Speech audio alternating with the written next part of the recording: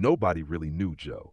He was always around, standing at the edge of things, a quiet figure in the background. Whether it was the town square, the bar on a rainy night, or the last train at the station, Joe was there, never saying much, always listening. Some said he was simple, others thought he was strange, but most just called him Silent Joe. He never caused trouble, never got in the way, and because of that, people stopped noticing him. He blended into the streets like the evening fog, always there, never quite seen. He'd nod politely if you greeted him, maybe offer a faint smile, but you'd never get more than that. He didn't drink, didn't smoke, and no one could remember the last time he'd bought anything more than a loaf of bread and a carton of milk at the local shop. The baker said he lived in a small room above the old tailor's shop, a room with one dusty window and a flickering light bulb that glowed deep into the night. He paid his rent on time, always in cash, always exact. No one had ever been inside. Some said he'd once been a soldier. Others believed he had no past at all, as if he had just appeared one day and never left. Kids dared each other to knock on his door at Halloween, but none ever did. Not because they were scared, not exactly, but because it just didn't feel right. Joe didn't belong to the world of noise and sweets and pretend monsters. He belonged to the quiet spaces between, and so he became part of the town's rhythm, like the church bell or the morning mist, something you noticed but didn't really see. Until one night. It was late, one of those windless nights where sound carries strangely far.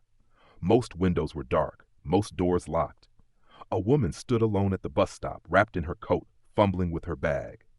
That's when a group of teenagers came stumbling out of the pub, loud, laughing, drunk, bored. They saw her.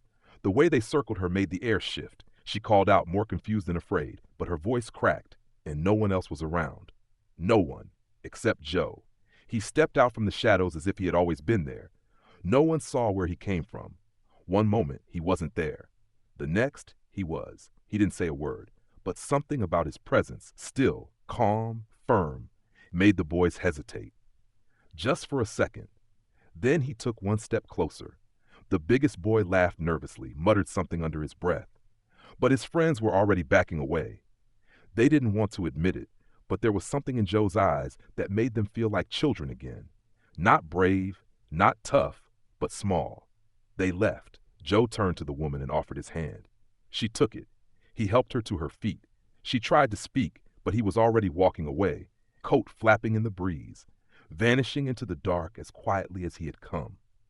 The next morning, the story spread. People gathered in doorways and whispered in the bakery. "Joe?" they asked. "Silent Joe? Really?" They began to remember things they hadn't paid attention to. The time he helped a child who'd fallen from his bike. The way he always stood near the crossing when the school bell rang. How he once caught a purse snatcher and calmly returned the bag before disappearing again. They saw him, finally. But then, he was gone. No one saw him at the shop. His light stayed off. His room stood empty. Rent unpaid for the first time in years. Some said he just moved on. Others claimed he had never really been there. A few swore they saw him again, a glimpse in the train window, a shadow by the dock, but nothing they could prove. Still, something changed. The town didn't forget. People started to look out for each other a bit more. They noticed the quiet ones, listened more closely, trusted the stillness, and sometimes when the wind was just right and the streets were empty, they would feel it, that presence, that hush, as if someone was watching, just in case, and they'd whisper his name, not out of fear, but out of respect, for the man who never spoke but said everything.